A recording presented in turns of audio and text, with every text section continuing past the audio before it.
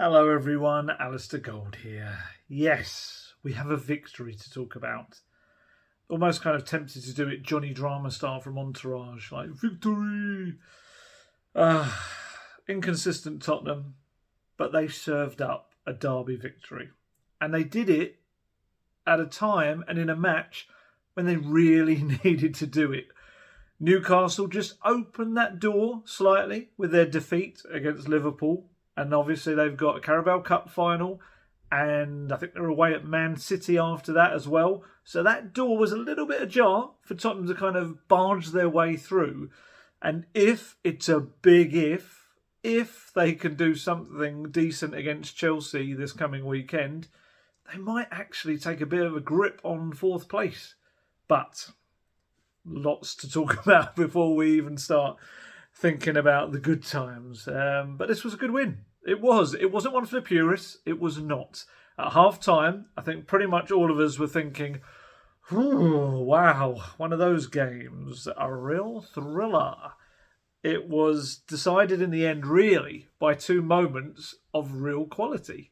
Not many moments of real quality in the game, but they were two moments of real quality. Look, you've got to be honest, the preparation was not ideal, of course. Antonio Conte stuck back in his Turin home, recovering. Obviously, trying to think, I think that would have taken place just after the last video. So Conte didn't travel back from Italy with the team. He remained in Italy because he had a post-op checkup. Mentioned to them that he was still feeling a bit of pain. I'm pretty sure in the last video I would have said about the fact that he didn't look himself. Really didn't. He looked quite frail. He's a man that normally, he looks younger than his 53 years. He does. He's, very well tanned. Obviously, a lot of time spent in Italy in the sunshine, and also takes good care of himself. So he does look younger. Whereas just in Milan, he just didn't look himself at all. So it turns out he's still having pain. He's got this post-op stomach support device that he's wearing. And it was decided, look, you're supposed to have at least 15 days. You rush back after 6 days. Now stay in Italy and recover. There's no real time frame. Although I think we're getting a bit closer to a time frame. We'll talk about that later, as in there was no real time frame to begin with. But I think Christian Stellini seems to have led us on to a little bit of a time frame after the match. It's a lot of time frame talk. And of course, credit has to go to Christian Stellini and Ryan Mason for really kind of picking up the pieces at Tottenham. And, obviously they've got very much a blueprint to carry out, Conte's orders and wishes. And this wasn't quite like the last time, which we'll get into a little bit later on. But they did their job in just keeping everything ticking over. And it's another victory for the Christian Stellini book. 6 now. Everyone a win. 3 at Inter, 3 at Tottenham. Not too shabby. Not too shabby at all. But this was a bit different. I know we're going to talk about it in a bit. I've seen the calls for, people saying, oh, Conte can stay in Italy. We've got Christian Stellini. It wasn't quite like that. And I'll explain exactly why. But I understand, hey, wins are wins. But what was also interesting, that was I think he did this last time as well after the Man City game. You do wonder why it doesn't just happen every week naturally. But essentially the older players, the leadership group, they're called within Tottenham, which is the likes of the Kane, obviously normally would be Lloris, Son, Davies, Højbjerg, Dyer. These older players, the ones that are around that 29, 28, 30 mark, are asked to take more responsibility on. And it seems like there was a proper, and I hate to say this because it is massively overused, but some home truths were told. Lots of open, honest opinions, and just essentially, especially about the Leicester match, trying to work out where things went wrong. Not so much pointing fingers, but everyone accepting blame. I think there's too much in football of, oh, it's his fault. Oh, there's this excuse we can cling to. And I think the players just had to be honest. Ben Davies said exactly that. They had to just be honest with themselves and just admit it wasn't good enough as a collective as well. So a lot of that took place. And yes, I 100% agree. That should be taking place every week. They should always be taking responsibility for their actions and stuff. And the senior players should be stepping up. But it seems that with Conte away, they've just felt they needed to do more so to help out Stellini and Mason and the rest of the coaches. And they did. They did. Look, West Ham came along very much set up in a way to try to frustrate Spurs, be compact, do all the things that we know Tottenham do struggle against, and just prevent them getting in behind them and doing anything that could really be a counter-attack, pretty much as in Spurs' counter-attack. West Ham tried to counter. Pretty much main outlets were Jared Bowen. Oh, Jared Bowen. Always for me the one that got away. With no disrespect to Jack Clarke, who is smashing it in the Championship now. He's doing really well. But, quite famously, Tottenham did decide to pursue Jack Clarke over Jared Bowen. And it was overpriced. Jack Clarke was around 10 million. Jared Bowen was closer, was 20, was just over 20 with the add-ons. Obviously, one of those players has done very well in the Premier League, and I do wonder what he would do, But, hey, that's the past. And who knows, Jack Clarke may eventually make it, and Spurs will get their, I think they've got a sell-on fee with him. But at the time... But anyway, Jared Bowen making breaks, Mikel Antonio holding the ball up and trying to spin with it. That was their main kind of outlet of attacks. And I kind of felt like Spurs, for much of the first half, were like, they're trying to almost like smash the door down rather than realise they actually had a set of keys they could use. You just they were just doing this kind of really crude ways of forcing their way through rather than actually playing some nice football, getting the ball moving, stretching West Ham, teasing them out of their kind of compact shape. And they just sort of like kind of trying to batter them, and it wasn't really working at all. Although, obviously, it might have worked better had that handball been decided was a handball. Obviously, if you didn't spot it, Thilo Kehrer, Richarlison had the ball in the box, and Kehrer kind of leans over, puts his hand out, and just stops the ball with, I think it was the palm of his hand. I'm assuming that the VAR looked at it in the brief 2.5 seconds it looked at it and decided, oh, well, he was falling, and that's his arm going down to stop himself. Maybe the first person I've ever seen to be described as falling yet never falling. Maybe stumbling, we could go as far to say. But, yeah, I thought that was very quickly dismissed, that penalty appeal. And I was sat around, as a few West Ham reporters around me. They were looking at it and a bit like, I think West Ham kind of escaped that one. And it seems to have been the general feeling I've seen from anyone reviewing it afterwards on various shows and things like that. I think that's a stretch to say was falling. You'd have to kind of fall to the ground for that to be the case, or at least really look like you're about to fall over. He didn't really. It was like his motion going forward. But Spurs didn't need it in the end, but they could have done, and especially in a week or two where VAR has very been much under the microscope, I felt that this was very easily dismissed by the people in the video room. But there you go. It was almost like towards the end of the half, Spurs kind of started to realise, oh yeah, we don't have to just kind of whack the ball forward and hope that we can win the second balls. We can actually try and play some nice football. And I think there was a cane ball over the top to Richarlison late in the half. He had a chance that Fabianski got his leg to it and knocked it behind. And they started to realise from that point on, actually, oh yeah, if we actually kind of push forward, press, run past the person with the ball, we've got more options. We can maybe actually do this. And I think that appeared to be reinforced at half-time. And they came out much different team. Kulusevski, I think, mainly was a real... That kind of summed up the night and day. Was that the first half, I felt he was really poor, lacking in confidence. Second half, came out with a real purpose. Won the ball twice on the right-hand side with his pressing, and he was very much a threat that would take players out of the game from West Ham. And then came the first goal. Pierre-Emile Højbjerg's pass for that first goal. Honestly, it was the kind of ball that, had it been Kevin De Bruyne, you'd have everyone going, oh, that was amazing. And you'd have all these reams of copy written about it. It was beautiful. It absolutely dissected the West Ham defence. I think I saw Match of the Day 2 to be fair to them, did a little video thing where they said how many players, it was like 4 or 5 players it took out of the game. It was perfect. The vision to see it, and this is the thing, Højbjerg often gets criticised and kind of labelled as this quite a crude midfielder without great technique. The vision to play that ball, the ability to execute it perfectly into the run of Ben Davies, it was sublime. And honestly, the goal itself, had it been a Man City or an Arsenal or any other team really kind of pushing at the top end there, Man U at the moment, I think it would have been far more lauded and praised than it has been because it's Spurs.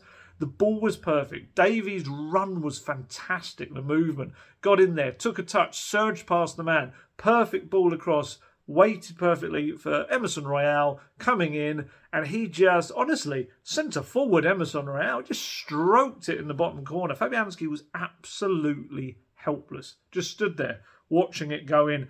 It's the kind of goal that is like just what Conte envisages. I can just imagine him just waking up suddenly in the middle of the night and just going, "My beautiful wing backs."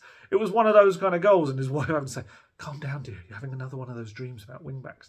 It was, there were no other attacking players. All the three attacking, the front three, they weren't even in the view. If you look at like a freeze frame, maybe one of them is emerging just behind somewhere. That was all about the two wing-backs being right up there in the penalty area as auxiliary strikers. It is the Conte dream. It is what he just, honestly, you probably see him doodling sometimes on a piece of paper absent-mindedly, and he's doodling little diagrams of wing-backs. It was perfect for that. And the second goal was the old classic show, the Kane and Son show. Ogbonna made a complete mess. He was kind of almost too busy trying to grapple with Kane. Made a mess of his header, which dropped nicely for Kane. Kane played the perfectly weighted ball. Son, magnificent touch after coming on. Honestly, outside of his right foot, exactly what he needed in that moment. And that allowed him to shape the ball on the instep of his right past Fabianski. Really good. And honestly, the whole mood in the stadium pretty much changed with the Emerson goal. There were moments when it was loud, but as soon as that Emerson goal went over, it became a real, other than a very brief counter-attack from Bowen straight after the Emerson goal, it felt like that was West Ham done, pretty much. It didn't feel like Spurs were under real danger, other than that one, and that was the only shot that West Ham had on goal, was that Bowen effort that Romero kind of pushed him wide, and Forster did well to get down and save it. I wouldn't say it was the most difficult save he's ever made, but he did his job exactly as needed to be. And look at the stats. Spurs had 16 shots on goal. West Ham had 6. Spurs had 6 on target. And like I say, that Bowen effort was West Ham's only one. I asked Delaney afterwards about the game. He said, "I'm very glad to see this type of performance because we need and we deserve to play a game like this. It was an important game and an important moment because with a win we can reach again 4th place. It's important now to be consistent with this type of performance. We have a week to work again and to recover and work to perform well in the next 20 days. We talked about that the game would arrive. Our game we want to play was the game that we played in the second half, but we know very well that we have to push in the first half to create the second half. That was the plan. When we feel that the opponent stretched the team and created space between the lines, we have to attack that space, and this is what happened, and the players understood that moment. Then Sonny came in, and I think the second goal was a clear Sonny situation." Look, that may well have been their plans. Lads, let's be a bit dull and rubbish for the first half and just keep whacking at the door, tiring them, stretching them out, so that then we can use our runners in the second half. That may well, it sounds like it was the case. It's an interesting way of going about it. A lot of other teams, when they're trying to break teams down, obviously will try to use creativity and then tease the other team out, use width, use all different techniques. It was one way to go, and hey, it worked. I don't think, it's one of those where you can imagine Jurgen Klopp going, "Well, I wouldn't have done it like that." But hey, it got the result in the end, and it was an important one right when they needed it. And the key now, like Stellini said, consistency. It has to be a part of something. I can't start the next video after the game against Chelsea going, It has to be that's built on and used. We're at the part of the season now where roughly around this time last season, Spurs started to get out of the win-loss and found their consistency. And it needs to happen for Tottenham now if they are to secure at least the top four. But I'm going to start with the players. There's only one man I can start with. And rightly so, it has to be Emerson Royale. Honestly, he is becoming a cult hero. He is. The transformation is incredible. He is so confident. We all love an underdog story, and that's really what's happened with Emerson Royale. I can only keep repeating that we cast our minds back to that moment against Leeds when the entire stadium was ironically cheering him off the pitch because they just wanted to see him off the pitch and replaced. And here we are. What was that? That was November, wasn't it? And here we are in February. Spurs have signed a £40 million right wing back that everyone wanted. He cannot get in the team because Emerson Royale has been so good.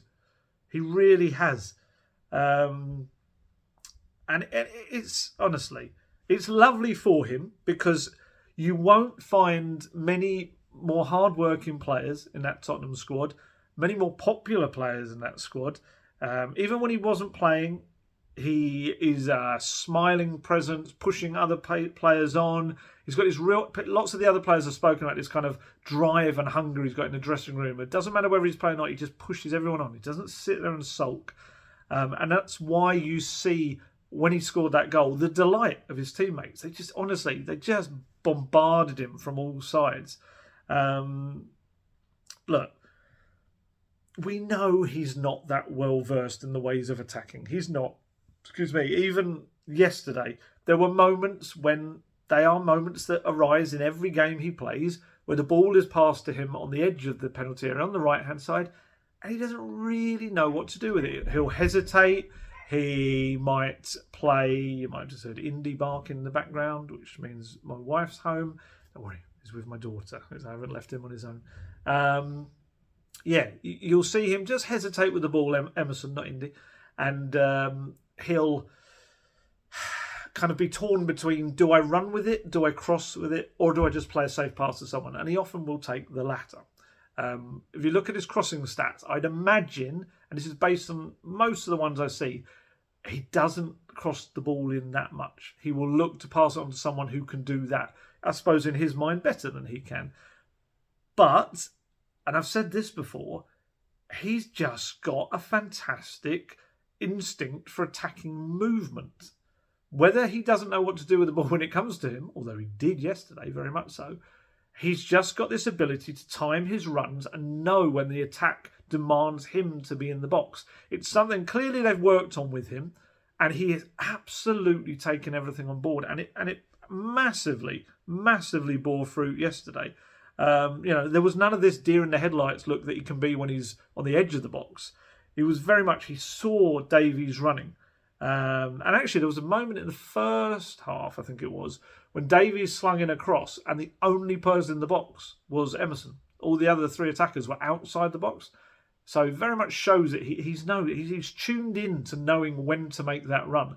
And so yesterday, when he saw Davies setting off, bang, it's like jet heels. He was off.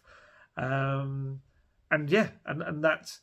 that moment, just to be there, it was a lovely finish. I can't praise it highly enough. The composure of the finish. It was a clean contact. It wasn't even like it was a scruffy miss. It was a really nice finish, and one that any of the strikers would have been absolutely proud of. Stellini was asked about it being the perfect wing-back goal when he said, to play wing-back to wing-back and to score is one of our targets, one of our requests for the team. Also, using the wing-backs to come inside and create the space for players like Decky and Sonny to affect the space and play. Now we have to continue to be consistent in our performances because we've reached fourth place, and to stay, we know very well we have to perform like today. So yeah, like I say, Emerson was mobbed, absolutely mobbed. He'd run over to point to his family. There's a reason for that coming in a moment. But honestly, it was the most violent goal celebration among a bunch of teammates I've ever seen. So Richarlison ran over to him and grabbed his shirt, like a really fierce grip, to which Emerson responded by grabbing Richarlison by the throat. But then in the background, classic Christian Romero, he just runs up and boots Emerson in the backside. It's like, I can't get around all these players. I'm just going to kick you around them all in the backside. Christian Romero, he is that sibling. The one who would always give everyone a dead arm.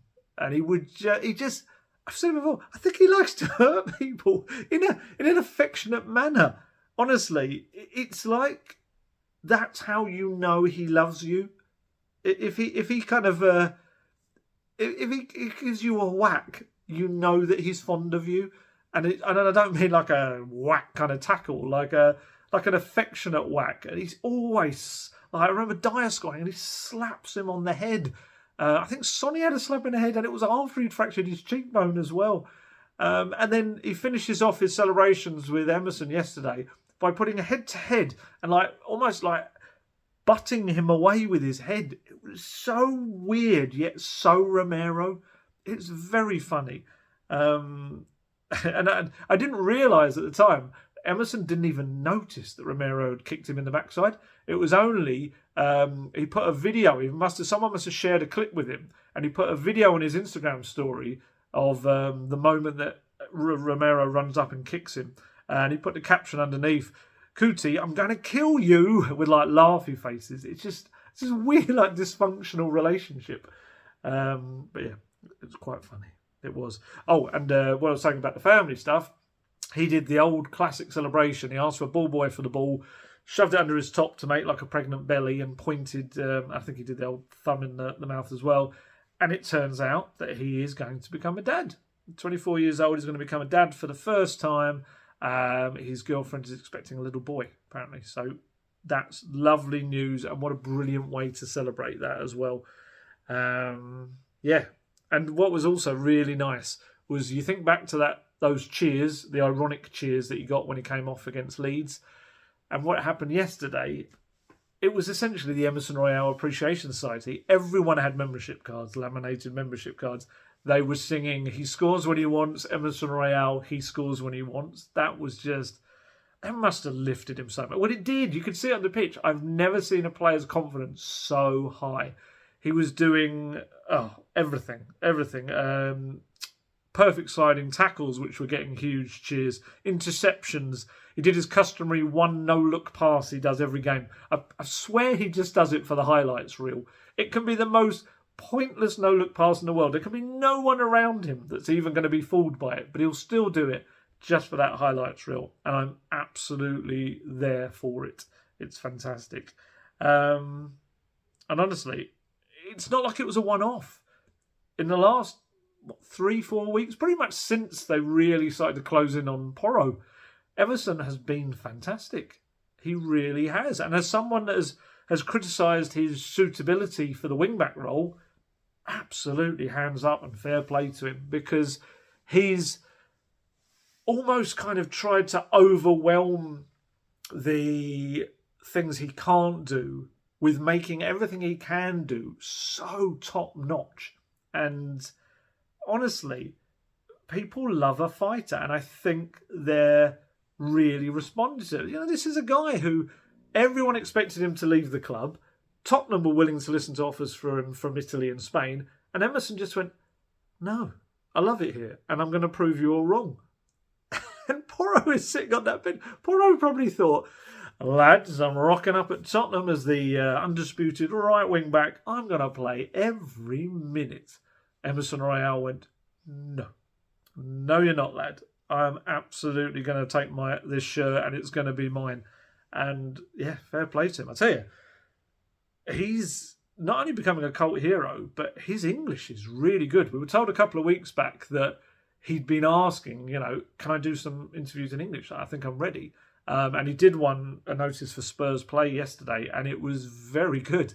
Honestly, I've got such an appreciation for anyone that speaks a foreign language. My biggest regret as a kid that I never really took that on past anything GCSE based.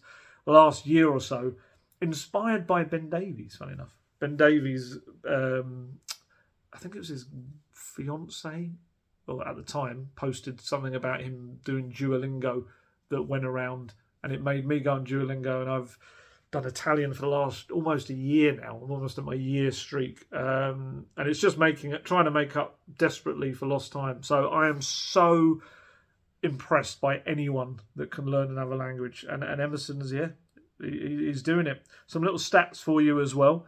I think he's just before I started doing this was named man of the match as well by Spurs. But some stats for you: 2 tackles, 5 clearances, and his pass success rate 92.7%, only bettered by Hobbier's 93.8.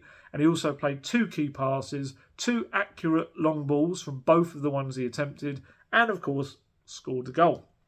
And obviously Spurs kept a very welcome clean sheet too.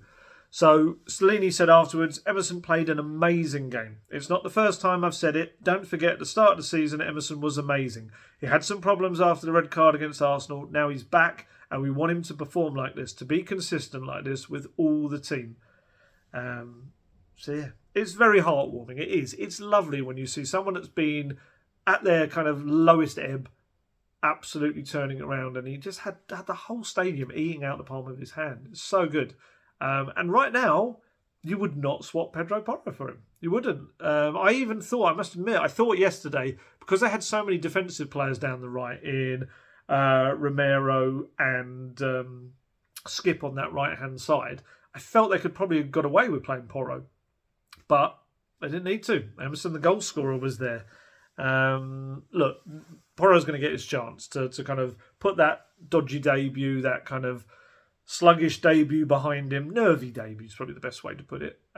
Because once you get Chelsea done, there's a game every 3 days. So Porro's going to have to play football. And we'll see his qualities and he will push his claims. But for now, honestly, fair play, Emerson Royale. Superb. Really was superb. But he wasn't alone then. I just mentioned that right-hand side. I did think Christian Romero, he saved his kicking just for Emerson's backside. In terms of he was not crossing that line that I feel he has in recent weeks. You know, I mean, just to put that into perspective, this was only the second time that Romero has not been booked in a match he's played in all competitions since October. Only the second match he hasn't had a booking in, which is madness. But it's just, look, when he gets it right, like he did yesterday, he is so, I'd almost go as far as say inspirational, because in terms of he pushes everyone on around him, because he slams into these tackles perfectly when he does it right. Obviously, that's why they're perfect. And he can just transform defence into attack in a moment. And it fires everyone else up around him. He is a perfect counter-attack starter. Yeah, he was really, really... This was more like the old Romero yesterday. 3 successful tackles, 4 interceptions, 6 clearances, and loads of these bursts up the pitch that he does. Before the game, in the warm-up, I had various people, I wasn't out there at that point, but I had various people telling me, and then I saw a video that he'd gone down needing treatment, and there was this big, oh, he's another injury, he's out. What it turned out, I did some asking around, was that he had a blister, which needed treating. You know, we all know, we've had blisters on our feet sometimes, and they can be painful, so he needed it treated, but you couldn't tell in the game. He played very, very well. Like I say, avoiding the yellow card was a big thing for him. Bearing in mind he's had 8 yellow cards in his last 9 games. It's just ridiculous. But yeah, everything he did aggressively was just on the right side of the line. There was none that I'd really say either that were particularly, that looked like it was almost a dodgy one, but he got away with it. I'd say the one moment he was beaten really was Bowen got behind him quite easily for the chance just after Emerson's goal. But what I would say was that Romero chased back really well and kind of pushed him wide, and that was why it was easier for Forster to save the shot. And do you know what? Like I say about these runs up the pitch, he'll run forward, surge past someone, play the ball to someone, and then he'll keep going.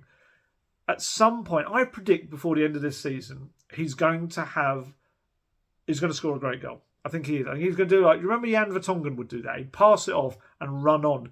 But I think maybe, I don't know whether the players slightly trusted Vertonghen more and he'd get the ball back. No one ever seems to pass back to Romero. I don't know why, because technically he's very good.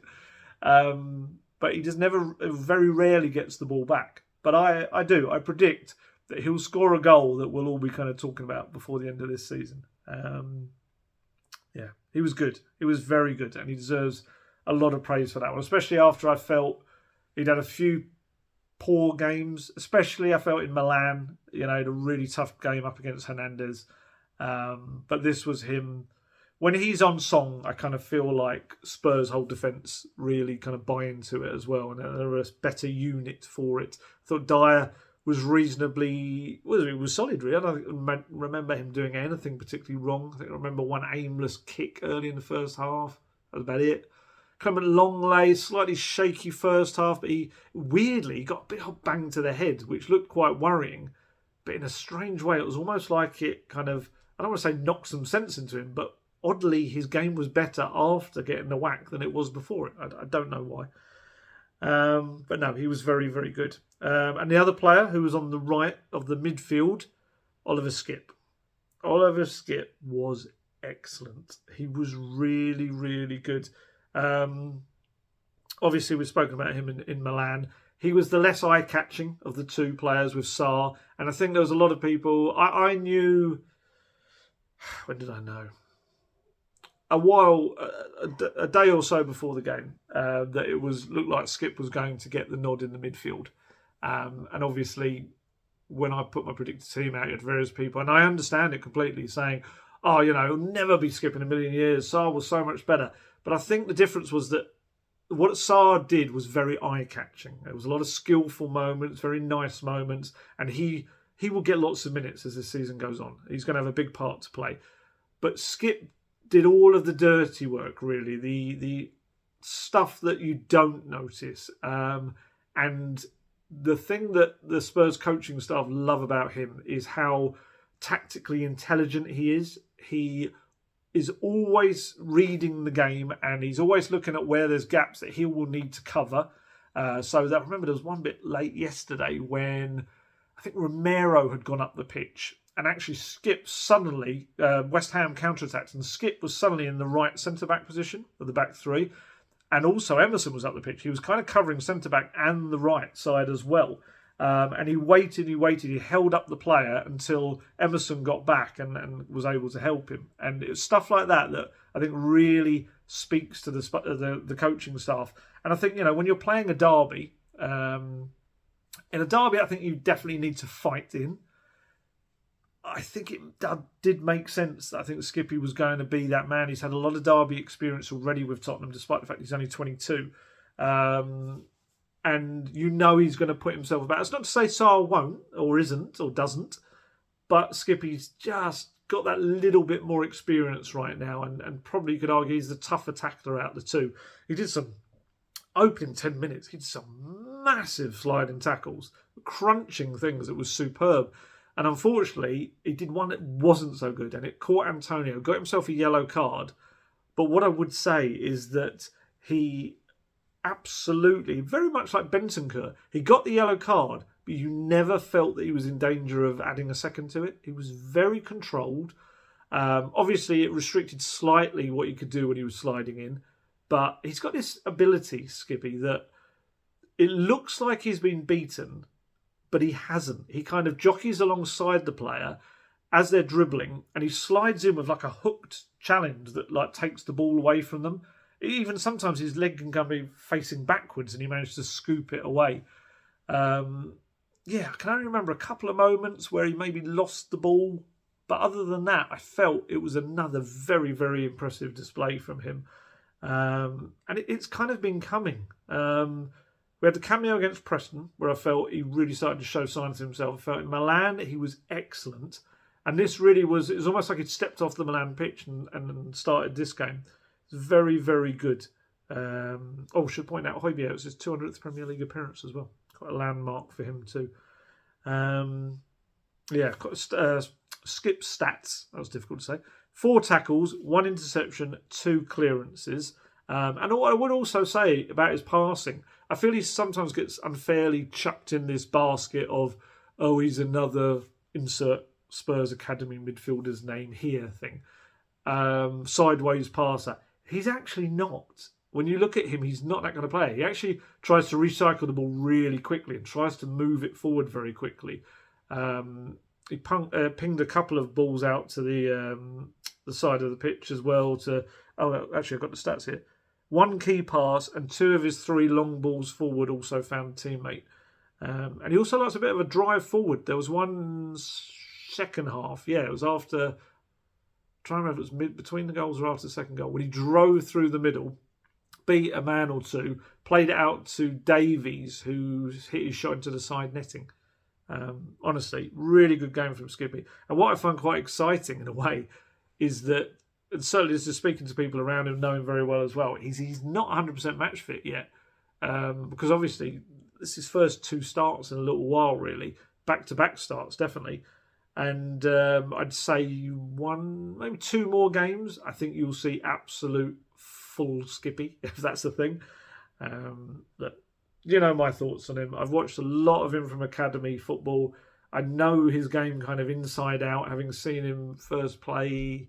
He's probably 15, 16 when I first saw him play. I know what he's capable of, and I know how intelligent he is on the pitch, and I know, what he can do for Tottenham if he's given the chance. And Norwich saw it when he played a full season for them. Championship team of the season.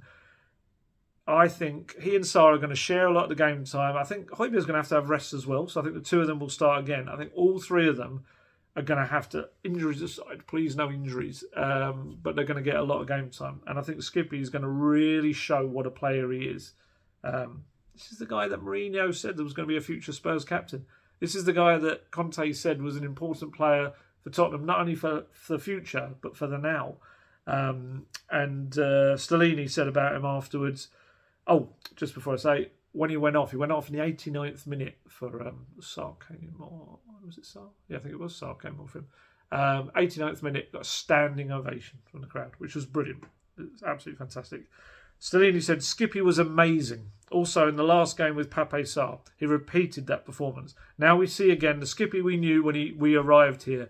After that, he had a big problem physically, but now he's completely back. We're happy for him because he's a young player and he needed this type of performance to continue to be consistent in this type of game. And we have many more important games.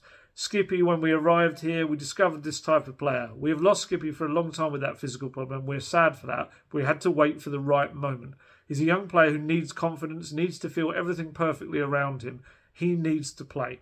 This type of player needs to play. We can give him all the love we can, but the player needs to play, and that helps him want to play to stay in confidence. When Skippy is confident, he's a young player with a great mind. It's not because you're young that you don't have experience. Skippy is an intelligent player, and for that, it seems that he's more than his age. Played really well. Essentially, they're kind of auditioning him and Sarr now, aren't they, to be like the Robin to Højbjerg's Batman.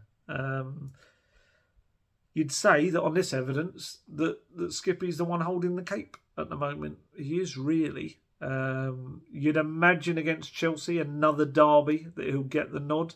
But Sarr will feature, honestly.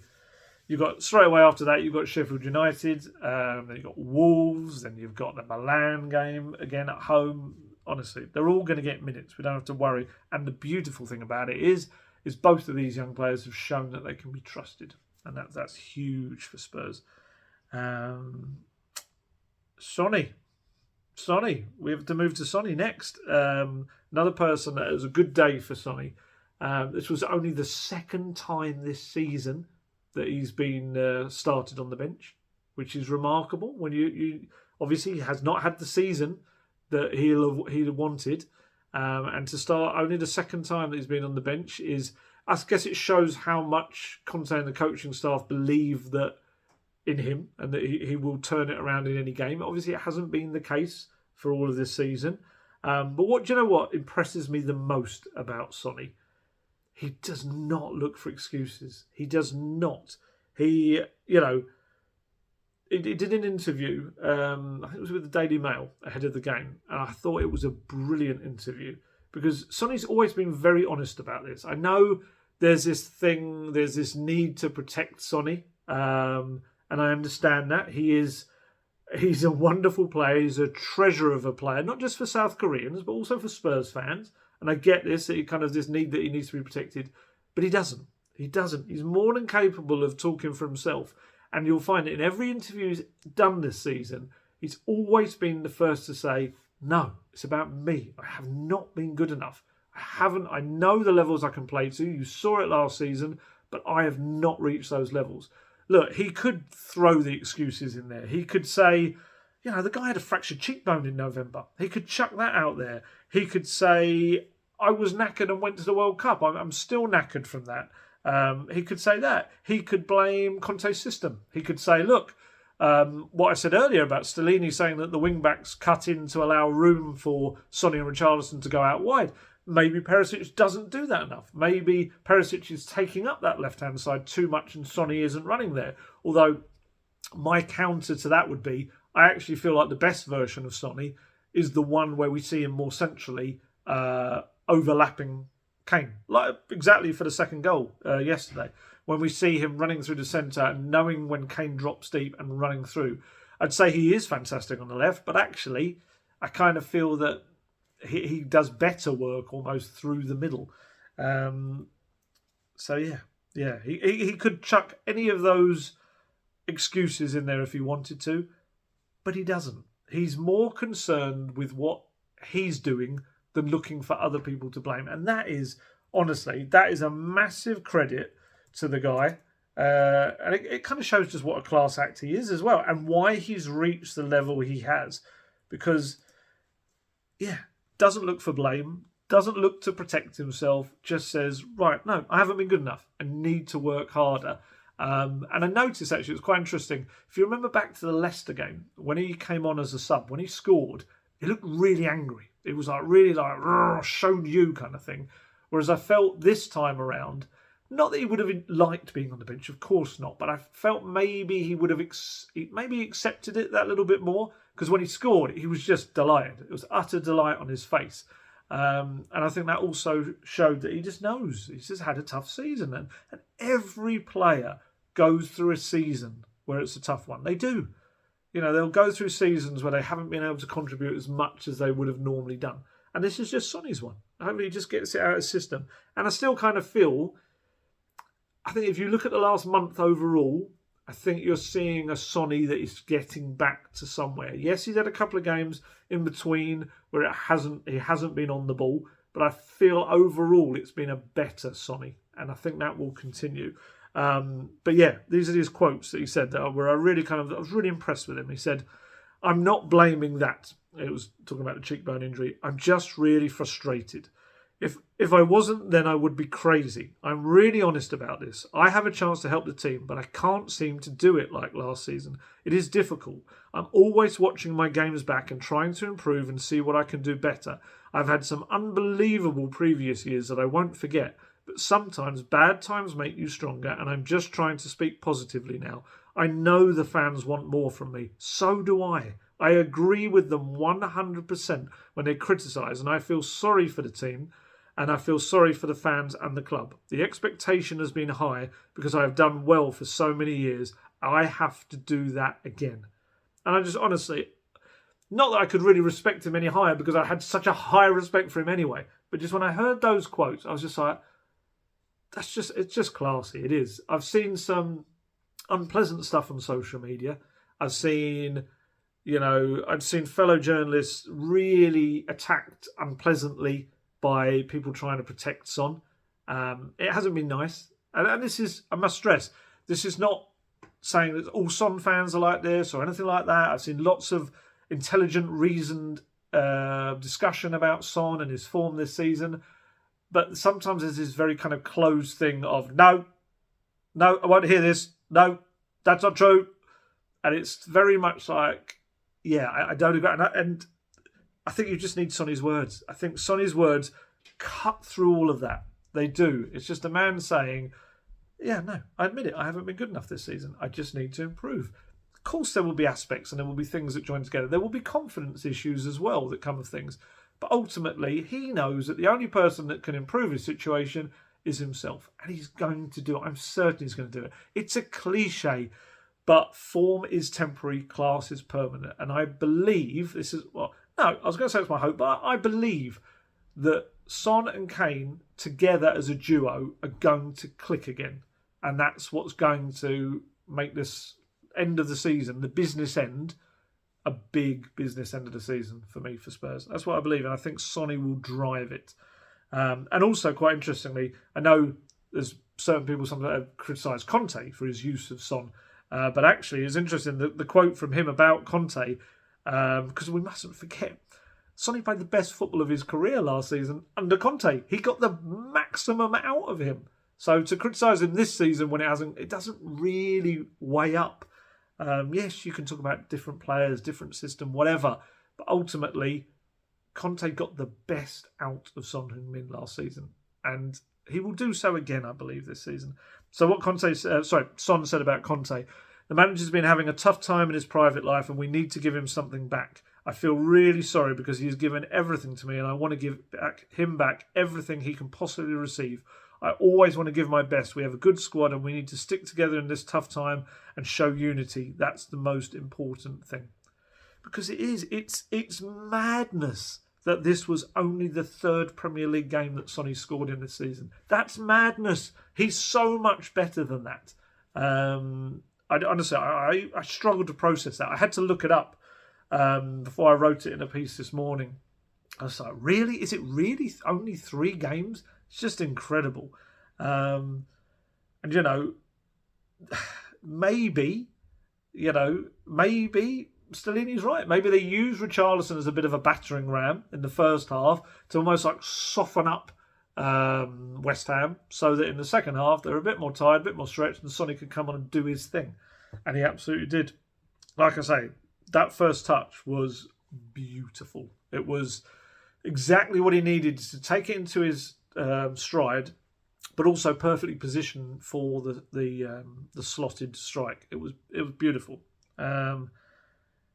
And from then on, he was pretty much. I mean, that was only 4 minutes after he came on. He was unplayable really for a lot of that period.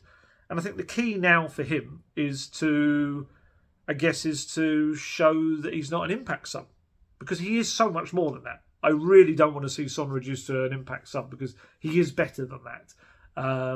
But it's an interesting option that they're maybe thinking that in the games where teams stick compactly, is it better for him to come at them when they're tired? It's an interesting idea. I don't know whether, personally, I've seen Sonny play against lots of teams like that and score goals, so I don't entirely know whether I subscribe to that. Look, those who believe that Perisic is getting in the way of him, they will rightly point out that Ben Davies was on the pitch when Sonny scored. Perisic came on after that. But like I say, I do agree that at times I've seen them make similar runs, and I do agree that Perisic sometimes will stick wide more so than stepping inside. Whereas obviously you'll see Emerson will gladly allow Kulusevski to get wide on the right. But like I say, I still believe that for me, Sonny's actually better when he's running through the middle.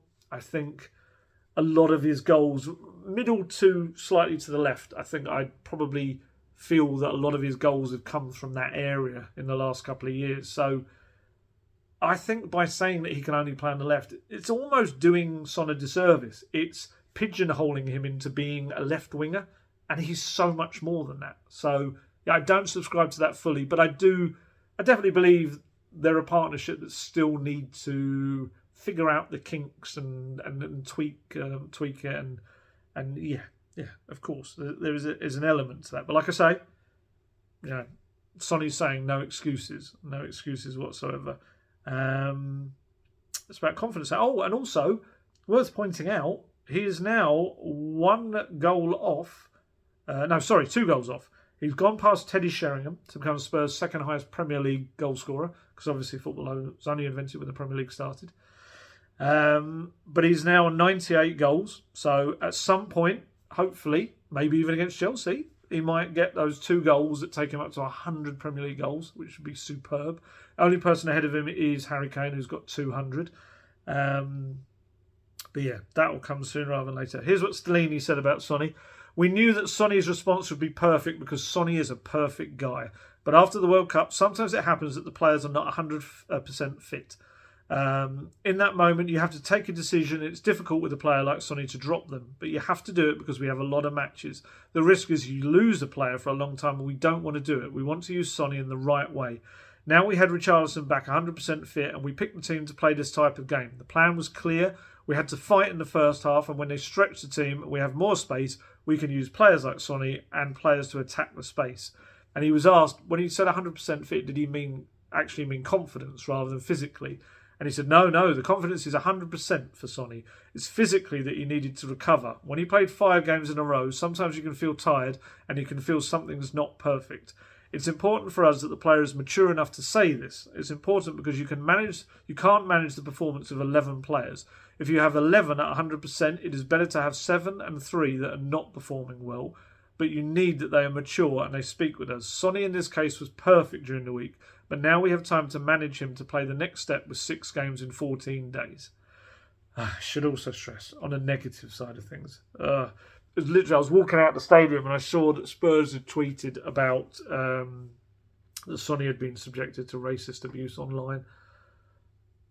I cannot for the life of me ever get in the mindset of someone that would do that. I just cannot. I don't understand where that comes from. I don't understand why any human being on earth would do it. I just don't get it. It's like they use football and social media as a vehicle just to kind of spew out their very unpleasant beliefs and thoughts. It's horrible. It's absolutely horrible. And there just doesn't seem to be any real consequences for people like that. They do it, they get banned maybe, and they just set up another account under a new kind of IP address or something. There's just always ways around it. I see it every day on social media. I see the very dark and unpleasant side to it. And like I say, we're at the match, so we don't really see what goes on social media. So I'm not even aware of what was said and anything like that. But the fact that Spurs have had to come out and comment on it shows that obviously it's taken place, and it's disgusting. How are we as a society, how are we as a world still got people like that able to do that? It's just, or even, why are they thinking to do it? Oh, sorry, I could rant forever about that disgusting side of humanity, and I just don't get it. I don't get it. What kind of person you'd have to be? I'd love to say it's a lack of education or something like that, and to try and put some label or explanation on it, but then you see people that are perfectly educated doing it, and I just don't get it. I don't get it. It's horrible, and I just wish it could be just stamped out entirely. But yes, I want to focus on the positive song because it was excellent. It came on, and it was so good, and he should never have to go through anything like that ever. The others, Kane had a nice kind of pre-match stuff. They did a big tifo of Harry on that the fans held up. I did joke beforehand that it was very nice that Spurs were acknowledging Harry Winks' good displays for Sampdoria. To which it's amazing the amount of people that put underneath, no, it's for Harry Kane. I was like, yeah, I knew that. It was just a rubbish joke. So he had that. It was really nice actually. He got a Silver Boot award, which on I can't remember the name of it, the thing that the boot sits on. It's got all of his goals kind of marked into it, the dates and all of that. That was presented to him very fittingly, not only by Ledley King, but by the late great Jimmy Greaves' wife Irene and his daughter Mitzi Robinson, which was, we know that. Actually, I think Jimmy Greaves would have been, was it 83 today? I think it was as well that I'm filming this. And we know that in the years before he passed away, he very much advocated Harry Kane as being the man that would break his long-standing record. He could see the man, or the striker, very fitting, very apt to take on his mantle. So that was nice. And also, Kane obviously was captain, led the team out, and he had his 2 daughters with him as well. They both had, I think it was Daddy 267 on their back as well, which was really nice. It was a very nice moment for him. And he looked more like his old self, I'd say, during the game. You could see he was quite taken with it. They were all singing like Harry Kane is one of our own at the start of the game. And, having a whole stand doing a tifo of your name is pretty class. They should have put underneath signed that ting would have been nice as well. Harry Kane, please sign the contract. Obviously, Spurs have to offer one first.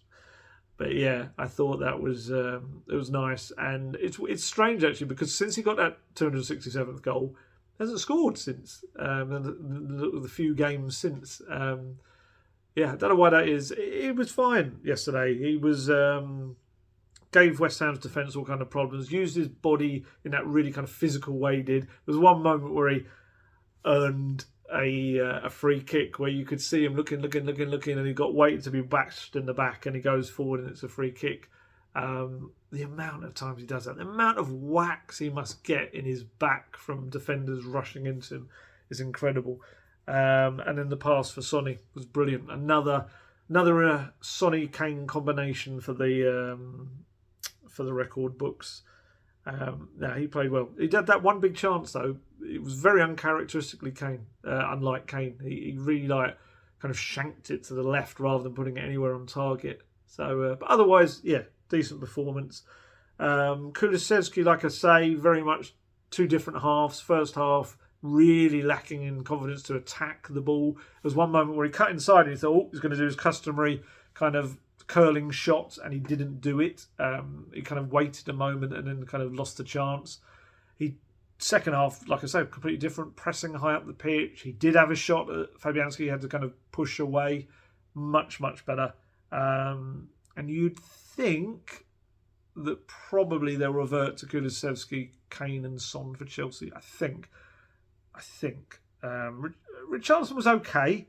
He looks like a player that needs sharpness. And this is the problem, isn't it? Is that for all of his talk about wanting depth in every position in his squad and wanting to the level not to drop by having players that he can bring in at any point for any other player, Conte doesn't really use the players. He doesn't start them. He almost takes that but then uses them as subs. So the likes of Richarlison, I know he's had injuries, but there's been lots of games where either Kulusevski or Son could have had a match on the bench and he could have rotated and he could have kept them all a lot fresher, but also made them all sharper. And he hasn't taken it. And I think that's why you get a performance like yesterday where, Richarlison didn't look sharp. There was a few loose touches, a couple of nice moments. He was a handful for West Ham. But look at Skippy that in the games he'd come in the past, in the last month or two, he had looked a little bit rusty. He hadn't looked like the Skippy of old. And it's only because of injury now that he's been getting these chances. And we're seeing a proper version of Oliver Skipp. And it's a little bit frustrating. That's one bugbear I do have with Conte, is that he doesn't rotate his team enough, but then complains about not being able to rotate his team. It's almost like, I played Richarlison and he wasn't up to the level I wanted. Yeah, it's because you haven't really given him enough chances to get anywhere sharp enough to do that. And look, I know he didn't say that about Richarlison, but he might be thinking it. I don't know. I'm putting thoughts into his head.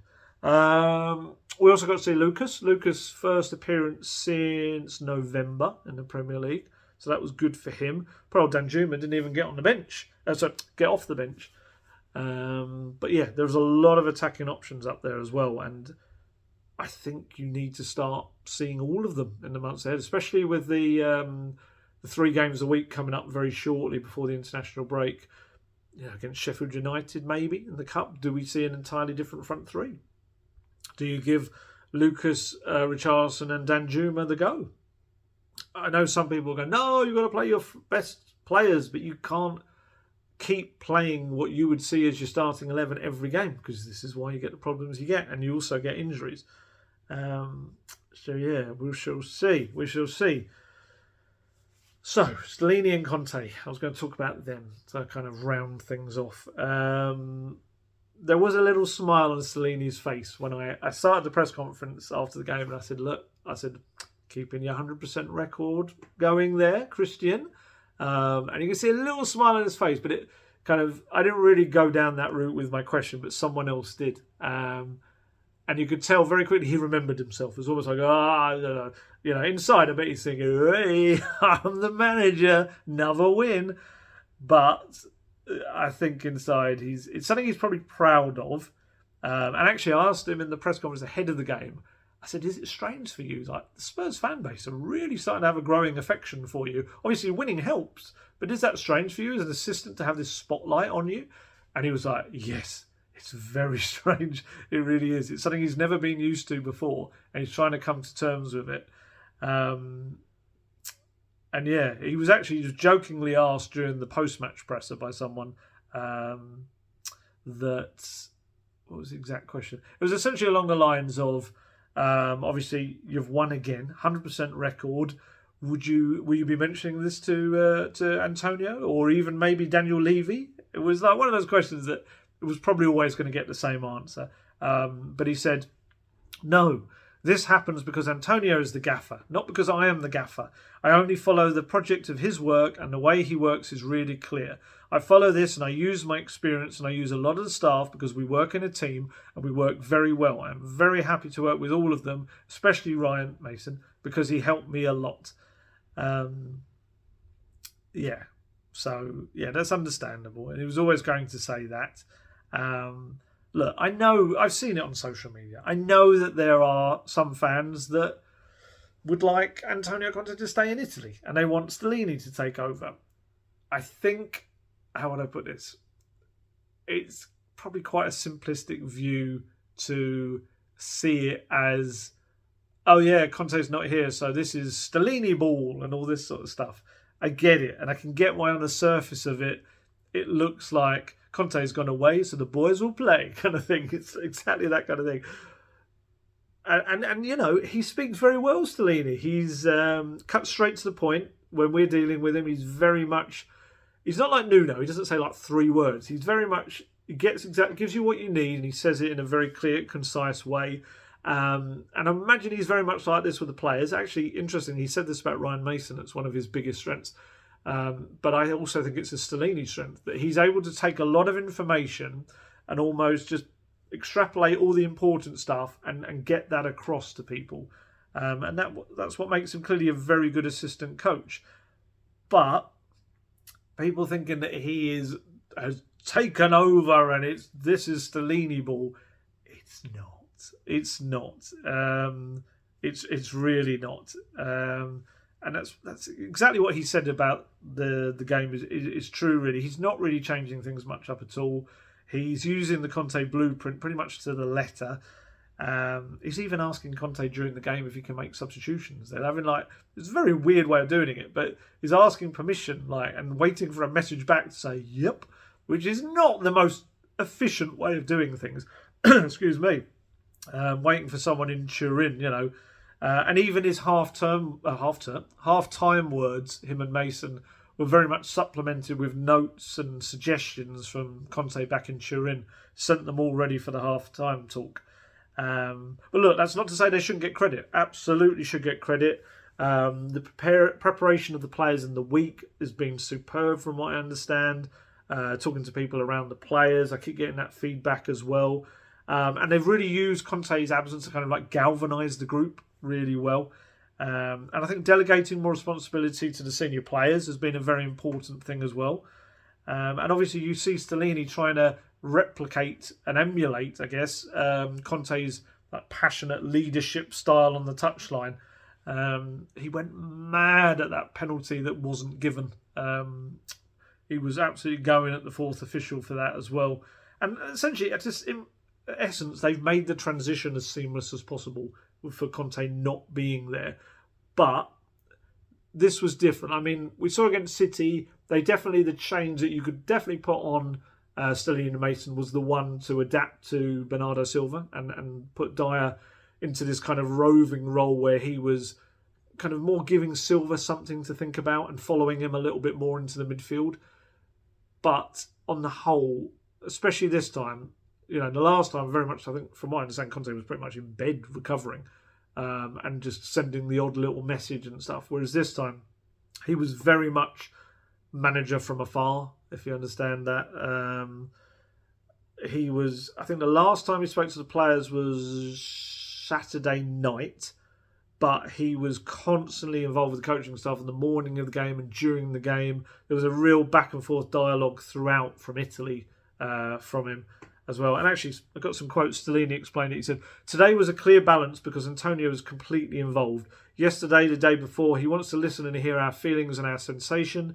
He gave us some advice during the game, and we asked him sometimes, we want to do this, we want to change this player, and he agreed with us. Sometimes he said, wait, and that's it. We're in a balance to decide and to listen what Antonio likes, but he wants every time from me and Ryan that we say to him how we feel with the players, how we feel with the performance, because the stadium is different to watching the game on the TV."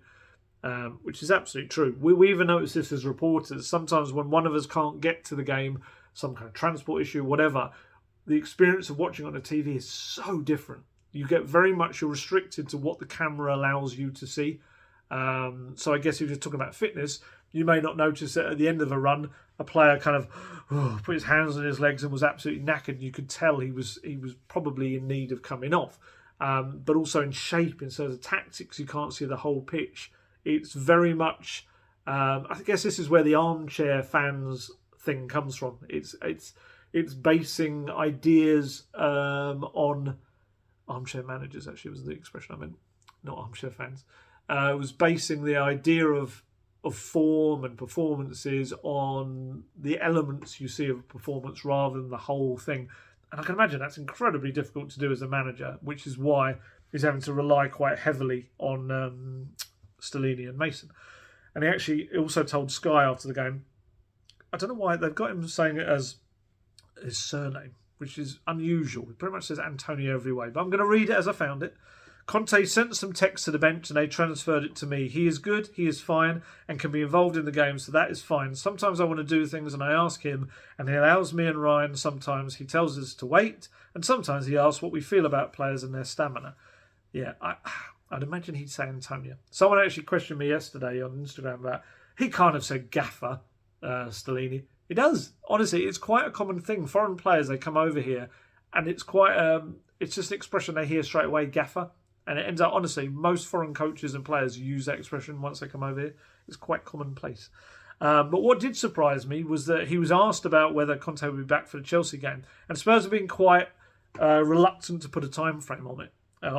And Stellini was quite clear. I mean, I think he left the door ever so slightly open, but he very much said, well, here's the answer. No, I'm not expecting Antonio to be back for Chelsea, but I expect he will be back the week after Chelsea for Milan or Wolverhampton. We also have the game in the FA Cup, so maybe not Chelsea, but we don't know, because if Antonio feels well and he can live some stress without some pain or feel something strange, Antonio will be back. What I would say is, of all the games, Chelsea, if you're a guy that doesn't want any stress, bearing in mind at Stamford Bridge earlier in the season, Conte was constantly clashing with the bench, the Chelsea bench, going mad. He had that bust up with Tuchel after the final whistle.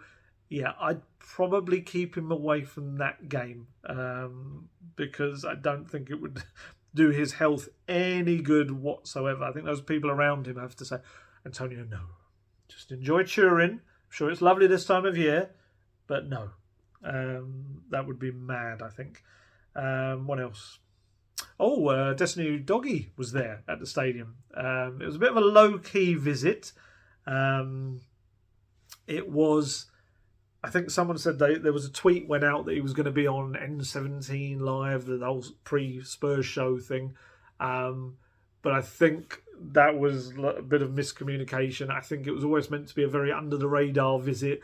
So I guess not to upset anyone at the Udinese end, maybe the fans as well, because obviously they lost 3-1, I think it was, at Inter on Friday night. So this was his day off, but still, you know, he's an Udinese lad. That's where he plays his football. No one wanted to see that after a defeat he's having a jolly up at the Spurs stadium. But it was a good experience for him, not only to see this magnificent kind of place he's going to play in, but also when he flew over to sign back in August, it was very much a like fly-by whirlwind visit, get in, get signed, do the medical, get out.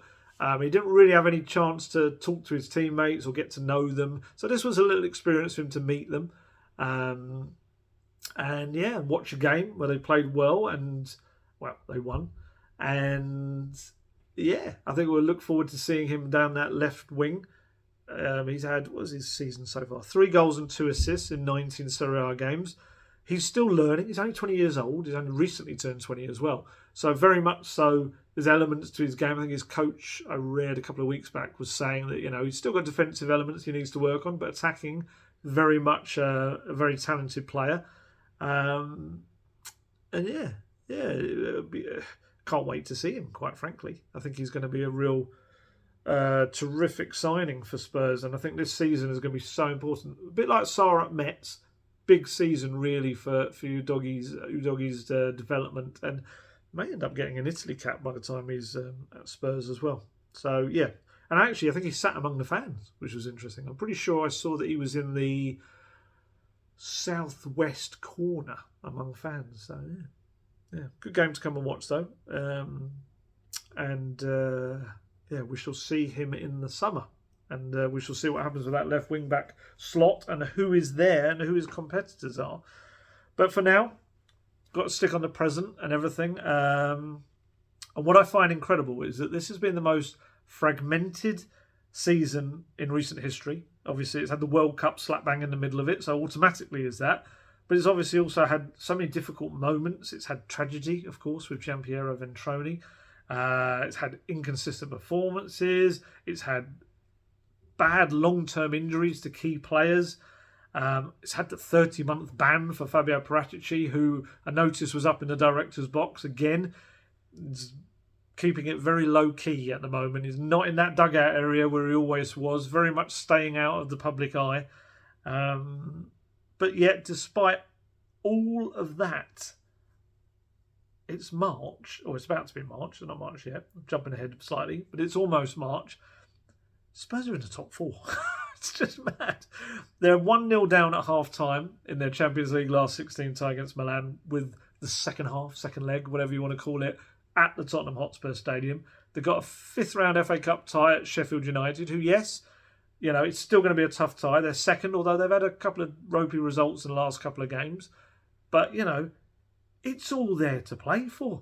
I don't know how we've got to this point with all the whinging and moaning that I've been doing and everyone else has been doing.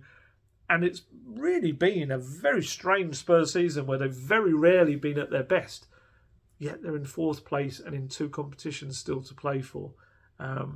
There's so much to play for. And this, honestly, the story of this season has not been written. It's not complete at all. Anything can happen from now on. Fingers crossed it's good stuff, because it's there to be grabbed if Spurs want it. It really is. So yeah, right, I'm going to head off there. I think I've covered pretty much everything I was going to try and talk about. There's nothing really that springs to mind. I don't know whether there'll be another one in the week, unless something major happens. I'm going to have a proper deep dive in the financial results tomorrow.